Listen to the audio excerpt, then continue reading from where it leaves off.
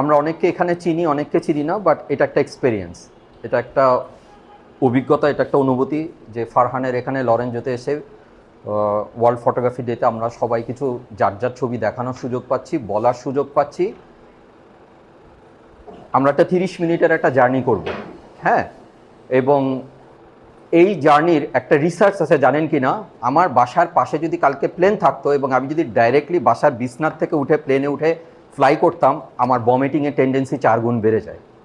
So আমরা বাসার থেকে যাই, বেরোই, গোছগাছ করি, লাগেজ, ট্যাক্সি নেই, এয়ারপোর্টে যাই, ইমিগ্রেশন করি, কাস্টমস করি, তারপর প্লেন টাকওয়েতে যাওয়ার আগে রানওয়ে পর্যন্ত পৌঁছায়, দেন হাই স্পিডে টার্ন মারে। এটা হচ্ছে মাইন্ড মেকআপ করা হয়। আদারওয়াইজ যদি ডিরেক্ট হতো জিনিসটা অনেক। সুতরাং আমি প্রথমে 10 মিনিট একটু কথা বলবো, তার 3 মিনিট ডেভিডকে নিয়ে, আর 7 মিনিট আমার এই প্রেজেন্টেশন নিয়ে।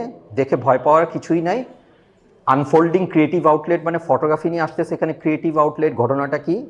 এটা ফটোগ্রাফি রিপ্রেজেন্টেশন। এই 10 মিনিটে আপনাদের মাইন্ড মেকআপ হবে, তারপর প্লেন যে স্পিডে যায়। আদারওয়াইজ সময় শেষ করতে গেলে আমাকে 600 কিলোমিটার গতিতে যাব। কারো যদি লাস্টে প্রশ্ন থাকে করতে পারেন, সেটা যদি ডেভিড বা ফারহান অ্যাপ্রুভ করে। আদারওয়াইজ আমি যে, হ্যাঁ, সো আমি একটু 10 মিনিট কথা বলবো। প্রথম 3 মিনিট আমি ডেভিডকে নিয়ে কথা বলতে চাই এই কারণে, কেন একটু আগে ডেভিড কিছু কথা বলছে যেগুলো আমার ভালো লাগছে, এবং আমি পিছে কথা বলি না। ডেভিড যেরকম আপফ্রন্ট বন্ধু হিসেবে আমাকে পরিচয় দিয়েছে, এবং তার সাথে আমার সম্পর্কিত অ্যাডভার্টাইজিংয়ের অনেক ক্রিয়েটিভ ইন্টারন্যাশনাল অ্যাওয়ার্ড পাওয়া আমার ডেভিডের একসাথের কাজগুলো, এই যে কথাগুলো বলছে, আমারও ডেভিড সম্পর্কে কিছু বলার আছে। কারণ আমাদের দুজনের দেখা বোধ হয় অনেক দিন পর, 7-8 বছর পর। ও একটা সিরিয়াস হেলথ ইস্যু নিয়ে পার করে আসছে, আর আমার 3 মাস আগে ব্রেন স্ট্রোক হওয়ার পর দ্বিতীয় স্ট্রোকটা কখন হবে আমি সেই আতঙ্কেই আছি। আল্লাহর রহমতে এখনও বাঁচা আছে এবং আপনাদের সামনে এসে পড়তে পারতেছি, জানি না। বাট আমি কিন্তু 10 মিনিট কথা বলবো, হ্যাঁ, আর 20 মিনিট আমি ক্রিয়েটিভ দেখাবো। তো নাম্বার 1, অ্যাডভার্টাইজিং সম্পর্কে আমি যেহেতু প্রায় 26 বছর অ্যাজ এ ক্রিয়েটিভ ডিরেক্টর 9টা এজেন্সি বাংলাদেশে আর বিদেশের 4টা এজেন্সিতে কাজ করে আসছি। সো একটা বদনাম বাংলাদেশে আছে, যে আপনারা তো, যদিও আমি এখন কোনো অ্যাড এজেন্সির কর্ণধার না বা চাকরিও করছি না, I M a teacher in product platform, যিনি গ্রাফিক ডিজাইন, অ্যাডভার্টাইজিং এবং ফটোগ্রাফি পড়ায়। একটা জিনিস হচ্ছে, মার্কেট কি আসলে দেশে কোনো ফটোগ্রাফার নাই? ডেভিড সহ, নাম বললাম না, ডেভিড যেহেতু সামনে আছে বলতেছি, 4-5 জন সব অ্যাডভার্টাইজিং ফটোগ্রাফি করে।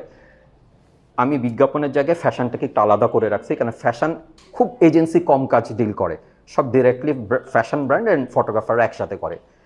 আমার এই 26 বছরে আমি বোধহয় ফ্যাশনে এজেন্সির হয়ে বোধহয় 2-1টা ব্র্যান্ডে কাজ করছি মাত্র 26 বছরে। এখানে এই কালচারটা নাই।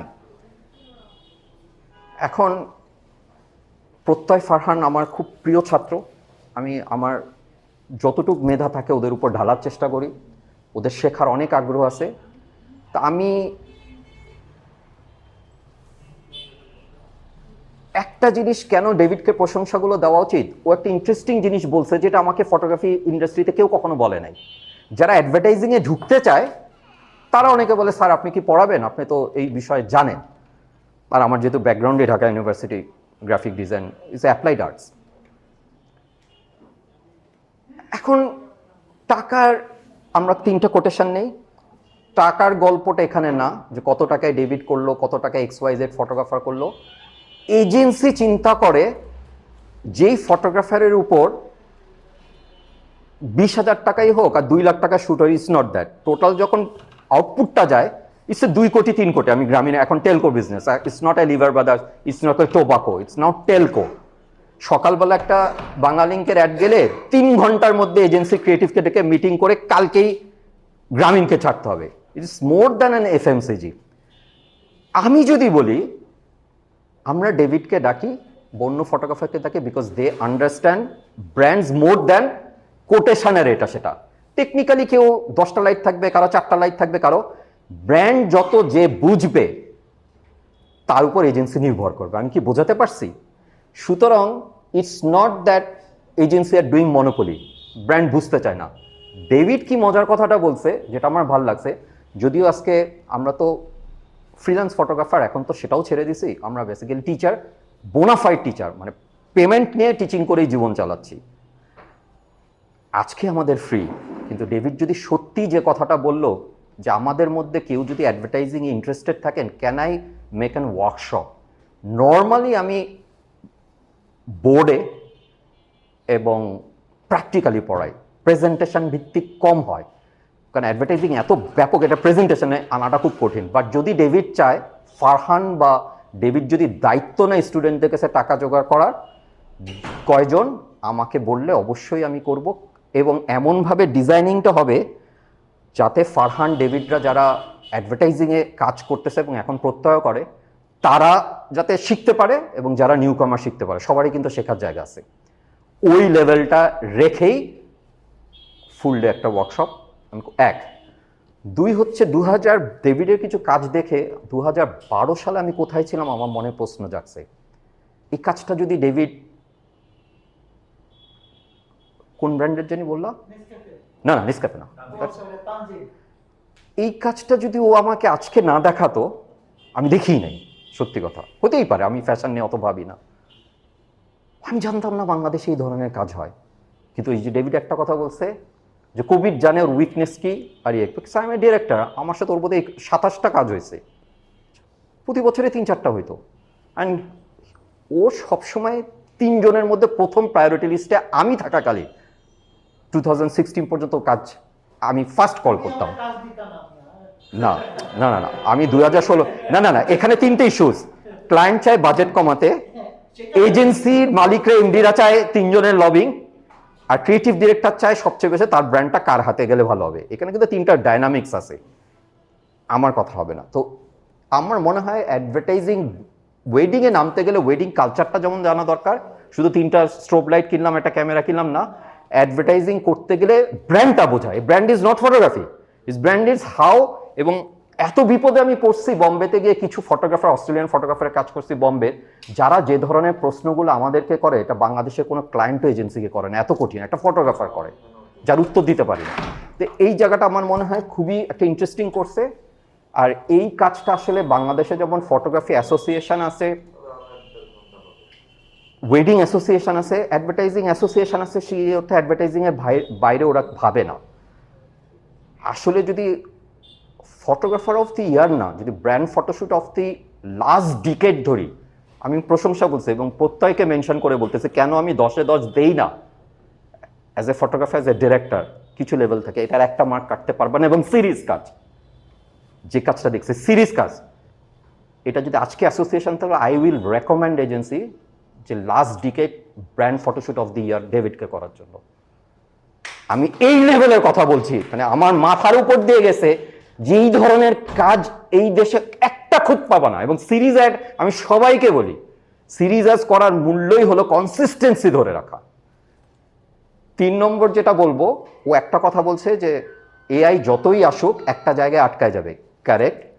আর একটা জায়গায় ও বলল যে নলেজ গ্যাদার করতে হবে, স্টাইল ডেভেলপ করতে হবে। আমার প্রেজেন্টেশন ইজ একটু ডিফারেন্ট, এই দুটার উপরে আর একটা। What is that? ভিশন। হাজার মানুষ আছে, ভিশন যদি ডেভেলপ না হয় লাভ নাই, স্টাইল হবে না। Style is a byproduct. কাজ করে করে নিজের একটা, যে কোনো শিল্পী, আর্টিস্টের বা ফটোগ্রাফার, ওটা ডেভেলপ হয় কাজ করে। উনার একটা স্টাইল আছে রুমি ভাই, উনার একটা আছে, আমার একটা আছে প্রত্যয়, এটা কিন্তু কাজ না করে প্রথম দিনে হবে না। Style is a byproduct, but vision যদি না ডেভেলপ করে, সেই জন্য আমার একটা আলাদা ক্লাস আছে ভিশন অ্যান্ড স্টাইল। এটা তা না, এটা ইজ এ প্রসেস। আমি কিন্তু কোনো ছবি নিয়ে কথা বলবো না আপনাদের মতো, বাট কেউ কোশ্চেন করলে আমি লাস্টে বলবো, কারণ আমি যে গতিতে যাব, আমি প্রসেসটা পড়াবো। কি প্রসেস? Unfolding creative outlet. কি বুঝাতে পারছি রূপক অর্থে? আগের দিনের, আমি তো 81 সাল থেকে ফটোগ্রাফি করি, 81, I am 56, next 3rd September, born in 69। 81 সাল থেকে 11 বছর বয়স থেকে ফটোগ্রাফি করি, ইজ 45 ইয়ার্স। আমরা একটা জিনিস জানি, ফটোগ্রাফি ইনডোর আউটডোর, এই কনসেপ্টটা আছে, আমি জনরা ভুলে যাচ্ছি। কি ওয়েডিং, কি বার্ড ফটোগ্রাফি, কি সে ইনডোর আউটডোর। ইনডোরে আমরা স্টিল লাইফ করি, স্টুডিও লাইটে মডেল করি, ফুড ফটোগ্রাফি করি, পোর্ট্রেট ন্যাচারাল লাইটে করি, আবার ইনডোরকে আবার আউটডোরের লাইটিং দিয়ে আমরা ফুড ফটোগ্রাফি করার চেষ্টা করি, ন্যাচারাল লাইট। আবার আউটডোরে গিয়ে আমরা কি করি, অ্যাবস্ট্রাক্ট করি, ম্যাক্রো করি, এনভায়রনমেন্টাল পোর্ট্রেট করি, ল্যান্ডস্কেপ করি, ওয়েডিংয়ে প্রি পোস্ট হয়, স্ট্রিট ফটোগ্রাফি হয়, ওয়ার্কিং পিপল হয়। এই যে আউটডোরে অনেক কাজ হয়, এখন এই টোটাল কাজটাকে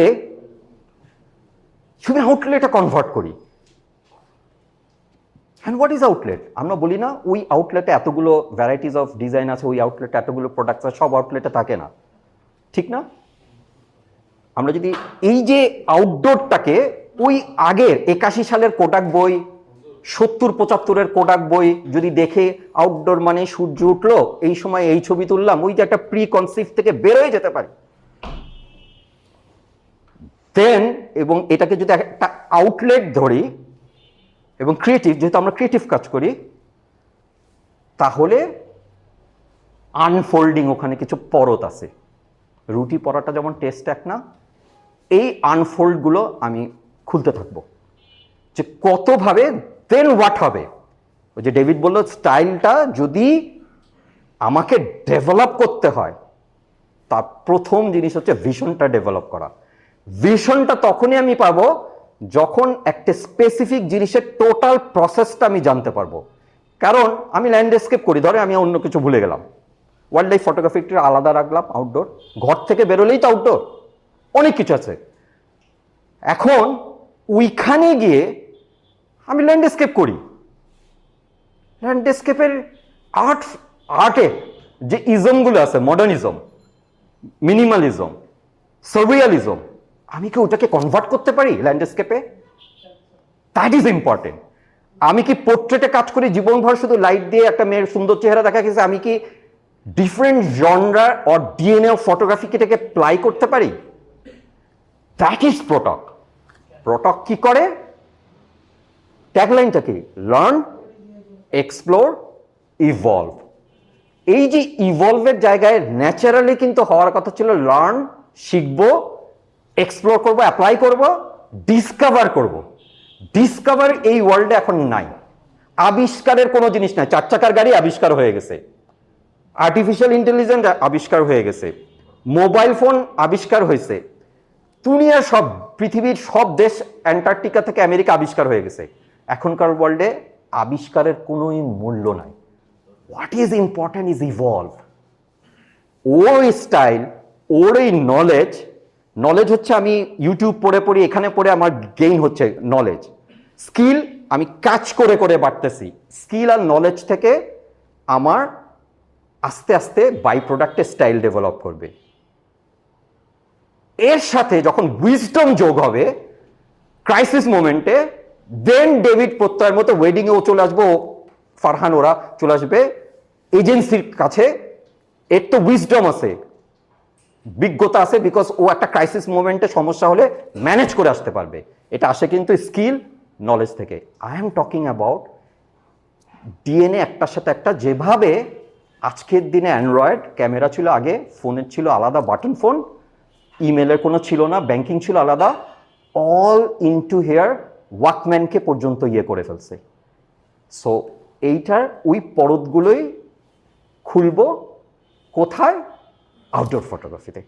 ইনডোরের একটা কাজও আমার প্রেজেন্টেশনে, আমার প্রচুর কাজ আছে ইনডোরে, একটাও না, এখানে সমস্ত কিছুই আউটডোরে। যাই, সো ফটোগ্রাফি বেসিক্যালি একটা জার্নি যার কোনো ম্যাপ নাই। এখান থেকে কলকাতা যাব, এখান থেকে আমেরিকা যাবো, এর একটা ম্যাপ আছে। ফটোগ্রাফি যদি তুমি ম্যাপ চিন্তা করে এই করলে এই করবে, এটা হবে না। ও যেটা বলতেছে, ও তো 1.5 ঘন্টা বলছে, আমি 4 বছর প্রতিদিন 3 ঘন্টা পড়াশোনা করি, তো পার মান্থে 90 আওয়ার্স, 40 ইয়ার্স গুণ করো। This is how I learn without a teacher. আমার ফটোগ্রাফি কোনো টিচার পর্যন্ত নাই। আমি 84 সালে এলিফ্যান্ট রোডে যখন বিপিএস এর যাইতাম, সামনে বেগ সাহেব বসতো, আমার মনে আছে শহীদুল আলম সাহেবরা বসতেন, আমার কথা বলার সাহস পর্যন্ত না, আমি পিছনের সারিতে বসতাম। আমি ছবি সাবমিট করতাম, একটা ফুল আর একটা অ্যাবস্ট্রাক্ট, অ্যাওয়ার্ড দিয়ে বসতো ফুল, আমার বিরক্ত হয়ে আমি বের আসতাম, অ্যাবস্ট্রাক্ট কেন দেয় না, কেউ বুঝে না কেন, সাহসী ছিল না। হ্যাঁ, insanity is doing the same thing over and over and expecting different results. পাগলামি হচ্ছে তারাই করে যারা একই জিনিস বারবার করে যায় কিন্তু বলে ডিফারেন্ট তো হচ্ছে না, আমার তো কাজ ভেরিয়েশন আসতেছে না। এটা হলো পাগলামি। কারণ variety is the spice of photography life. আমাদের যেমন একটা জীবন আছে, ফটোগ্রাফিটা ওয়েডিং এর সেক্টরে থাকো, ওর মতো কমার্শিয়ালি থাকো, আমরা তো প্রত্যেক এক একজন আর্টিস্ট। এজেন্সির কাজকে আমি ভ্যালু করবো না, এজেন্সিটা লেআউট দিয়ে দেয়, ওটা মেনটেন করতে হয়। কিন্তু যখন ও স্বাধীনতা পাবে, ডেভিড ইজ দি বস, মনির ভাই ফাটাই দিবে। এই কনফিডেন্টটার জন্য এজেন্সি ওদেরকে ডাকে। ইটস নট দ্যাট বিল, তুমি ওর 3 গুণ বিল কম করে দাও না আমাকে, আমি তাও নিব না। ওর কমিশন খায়, আমার সাথে দেখা হয়েছে কতদিন পর, 9 বছর পর। আজ ও আপফ্রন্টে সবার সামনে যেরকম আমাকে আমার মনে হয়েছে যে মানুষের প্রশংসাটা আমরা জীবিত থাকতে, ডেভিডের মধ্যে 56 হয়ে যাবে, তাই না বয়স? হ্যাঁ, একই বয়স আমাদের দুজনের একই। Venture out with your camera for the creative outlet. So total প্রসেসটাকে আমি একটা আউটলেট নিচ্ছি যেখানে হাজার রকমের আউটডোর ফটোগ্রাফি আছে। Now you mix with wedding or whatever, কোন ডিএনএর সাথে আমি যেভাবে কাজ করছি হয়তো হেল্প হবে। ঠিক আছে?